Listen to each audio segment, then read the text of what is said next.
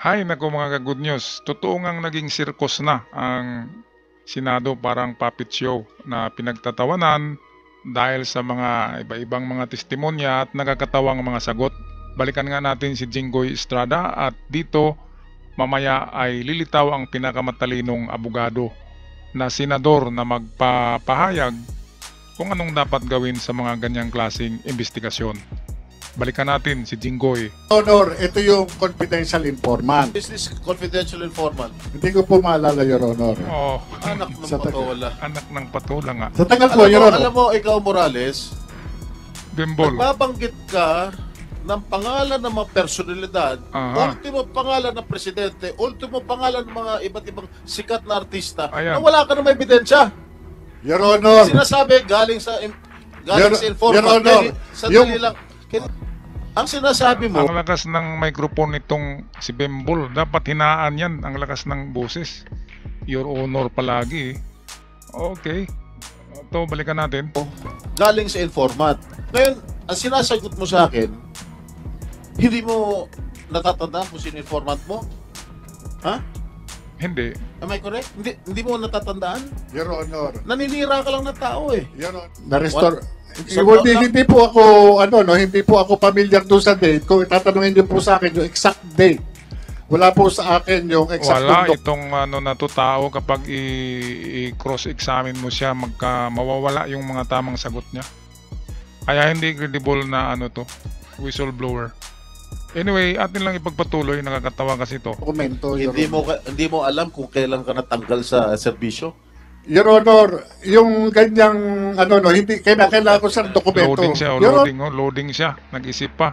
Siguro pati birthday nito hindi alam kapag nandyan sa Senado. Pero kung siya yung bubuelo sa pagsasalita, ang daming sinasabing mga pangalan. Honor, Ako alam ko kung kailan ako nakulong eh.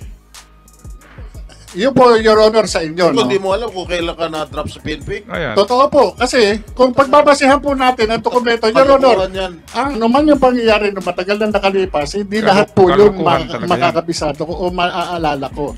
Kung nga, kung kailan ka na-admit sa PNP, di mo alam kung kailan ka na-dismiss. Your Honor, Sandali lang. Alam Yes. mo na na-admit ka noong 1993. Hindi mo alam kung kailan ka na-dismiss sa PNP. Your Honor, The following year na-dismiss ka na. hindi ko na po matandaan kung anong nangyari noon, Your Honor, kung doon sa sakit o... May amnesia pala to eh. May sakit na naman daw siya. Pero naalala niya yung mga pangalan ng mga ng mga sinasangkot niya. Tapos yung kanyang pagkatanggal sa serbisyo ay hindi niya maalala. Ay nako. Mr. Chairman, I'd like to raise a point of order which I hope the Chairman will consider. Okay, so ito na ang taong talagang may alam sa batas sa lahat diyan ng nakaupo. Yan si Ches Escudero at dito ipapaliwanag niya na dapat may limitasyon lang ang sasabihin ng mga witness at ang witness ay dapat siya yung first hand or primera na nakakita, nakahawak or naka-experience ng mga sinasabi diyan ng mga ebidensya. Hindi yung ipinasa sa isang tao yung tao na pinasahan ng lahat ng mga ebidensya, yun ang magsasabi, ay hindi yun pwedeng ebidensya sa korte. Kaya ito si Ches Escudero ang magpaliwanag sa ating nalalabuan na mga paniniwala. And did not rule upon it at this moment. Number one, when we subscribed our witnesses to tell the truth, the only the truth and nothing but the truth, it is limited only to what he knows based on his personal knowledge. Ayan, nalecturean si Bato dito. Ito. Ayan, makinig mang buti yan. Kasi nagle-lecture na ang talagang may alam sa batas. What he knows to be and known to him to be known to be. Hindi naman po pwede po yung testigo magsasalita dito, susumpaan, na sinabi ni ganito, sinabi ni ganyan, sinabi ni ganito. Kaya po ngayon, Chairman, nahihirapan, imbitahin ba natin si Pangulong Marcos, imbitahin ba natin si dating Pangulong Duterte dahil binanggit ng ating testigo, hindi po pwedeng ganun. Ito dapat ang chairman diyan sa investigasyon na yan, si Ches Escudero. Kasi siya may alam talaga, malawak na kaalaman tungkol sa batas para malimitahan ng oras, malimitahan ng mga taong ipapatawag diyan. Okay, so yan, lecture tuloy Okay, balik tayo kay Chess. Limitado lamang ang dapat sabihin ng mga testigo sa nalalaman niya ng personal, Ayan. na naranasan niya, nakausap niya, narinig niya. Ngayon, kung may sinabi man yung taong yun, yung tao yun ang nakakaalam kung totoo man yun o hindi. Oo. Bilang halimbawa, Mr. Chairman, binanggit niya yung kanyang informant na hindi na niya maalala. He is not testifying as to the truth of what the informant saw or said. Yung informant lamang po ang pwedeng makapagsabi nun, hindi si Ginoong Morales. Ayun. So kung may papatawag po tayo, yung nakahalubilo niya, kung maaalala niya at babanggitin niya, yung informant.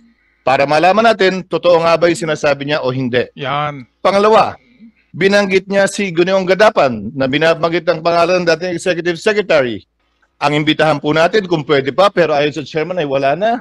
Yung kiausap at kilala lang din niya, si Ginoong Gadapan. Ngayon, binabanggit din niya na mayroon daw tiga Napolcom na kumausap sa kanya, inaareglo siya.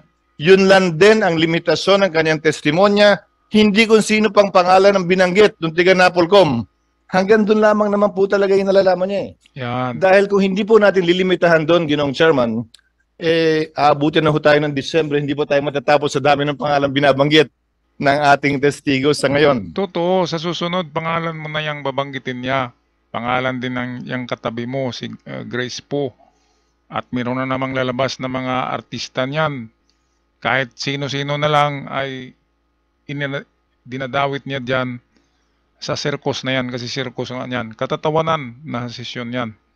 Mga ka-good news. Yan ang totoo. Kaya kung hindi lumitaw si Chess Escudero, talagang aabutin ng New Year ito. Walang mangyari kasi paikot-ikot. At hindi matatanggap sa husgado ang ganyang mga ebidensya na pangalawang witness ka na lang. Hindi talaga siya yung nakakita. Hindi siya yung lumukot ng dokumento, hindi siya yung kumuha ng dokumento doon sa PDEA. Kaya magiging hearsays, magiging chismis na lang ito. Sunod po, Mr. Chairman, a point of order. Narinig ko po yung motu proprio investigation ng chairman. Sabi po ninyo, yung drug haul sa Batangas at yung PDEA leaks. Ngayon, kung ang posisyon po ng chairman ay authentic yung dokumento, dapat po isama sa magiging inquiry ng komiteng ito ay kung authentic yung dokumentong yun, at gaya ng sabi ng chairman, may butas. Hindi po ba yung papel? Dapat po sumentro na po ang investigasyong ito. Sino yung bumunot dun sa folder na pinanggalingan ng dokumentong sinasabi ng chairman na authentic? Yan malalaman kung authentic yan. Kung meron talagang bumunot, at sino yung bumunot, di ba? Sino yung kumuha doon sa folder para i-expose ang dokumento na yun na tinatawag na leak PDEA documents. Iba talaga magsalita ang may alam, no? Mga ka-good news. Ito, Chess Escudero, nagpaliwanag. Ang pangalawang problema po kasi ay hindi lang naman may nag-leak ng confidential na dokumento. Ang issue din po ay sinong bumunot o kumuha ng confidential na dokumentong yun kung kaya't wala na ngayon sa PDEA. Kung nandun man yun ng simula. Kung hindi yan tinurn over kay Director Francia, sino man ang nakakuha ng dokumentong yun, sino nga ba ang bumunot nun? Yun ang dapat alamin at malaman ng PDEA at ng komiteng ito. Diyan magkaalaman. Maimbitahan na natin si Binibining Soriano para tanungin kaugnay nito. Pero ang issue nga natin ay yung Batangas. Ano ba namang alam ni Maricel Soriano diyan? Kaibigan nga diyan si Maricel ng kapatid daw ni Lisa. Walang alam diyan about documents si Maricel, kaya ayan, kagulo-gulo tuloy. At yung PDEA leaks, hindi yung sinasabi dun sa leak mismo. Pwedeng puntahan yon. Pero subject matter na po marahil yon sa isa pang pagdinig na nakasentro na lamang doon sa bagay na yon. Pero pansamantala, sa isyong ito, ang nais po nating malaman, saan galing yung dokumentong lumabas at kung authentic yun sa panahon ng chairman, nasaan na yun ngayon at sinong bumunot mula sa files ng PDEA nung file na yun, nung papel na yun, at nung mga retrato at sinumpaang salaysay nung sinasabi po ni Ginoong Morales na informant po niya, na hindi po niya maalala sa ngayon. Yun ang straight to the point na pahayag ni Chess Escudero. Diyan na lang mag-focus, ipapatawag kung sino yung kumuha, dumukot ng leak PDEA documents na yan. Kasi diyan nag-umpisa ang lahat. At kung lilitaw ang tao na yun naman ang mag-take oath, manunumpa siya na lahat ng sasabihin niya ay totoo diyan sa harapan ng mga senador. Yan. At kung hindi lumitaw si Jesus Escudero, ay talagang lalabo ang iisip natin. Kasi kung ano-ano na lang iniisip natin at yung issue ay pumaikot-ikot na, nadagdagan ng hindi tama, ay ayan. Ang masama kasi sa kulturang Pilipino ay ang tinatawag na talangka or crab mentality. Crab, alimango mentality. Yung hinahatak mo kung sino yung nakaupo sa gobyerno, hinahatak ng iba para sila na naman ang uupo. Ganyan ang crab mentality. Finally, Mig Zubiri, neutral lang ito. Meron siyang sasabihin dito. Claims were made. Documentary evidence is yet to be presented. There were no pictures, no corroborating testimonies.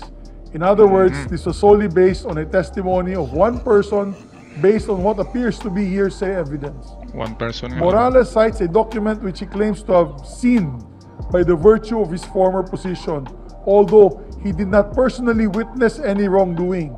Ang akin lang dyan, mag-ingat lang tayo, huwag po tayo magpagamit for political persecution. This goes for every committee hearing, ha? Hindi lamang ito. Alam ko magkakaroon committee hearing dito sa gentleman's agreement. Ganun din. Ang caution ko sa chairperson and the members of the Senate is let us try to avoid making these hearings into a political circus or for a political witch hunt. Ayan, bilib ako dito kay Mig Zubiri kasi kahit doon kay Kibuloy, kahit kaibigan niya si Kibuloy, ay pumirma talaga siya ng warrant of arrest para sa ikabubuti ng investigasyon ng lahat ng tao sa Pilipinas. Yan ang maganda. Walang kinikilingan, walang pinapanigan kahit na kaibigan niya si Digong, kaibigan niya si Pastor Kibuloy, pero wala siyang kinakatigan. Neutral lamang si Mig Zubiri. Okay rin. Bilib din ako dyan sa taong yan. So hanggang sa muli mga ka-good news, ako'y magpaalam na maraming salamat. God bless the Philippines.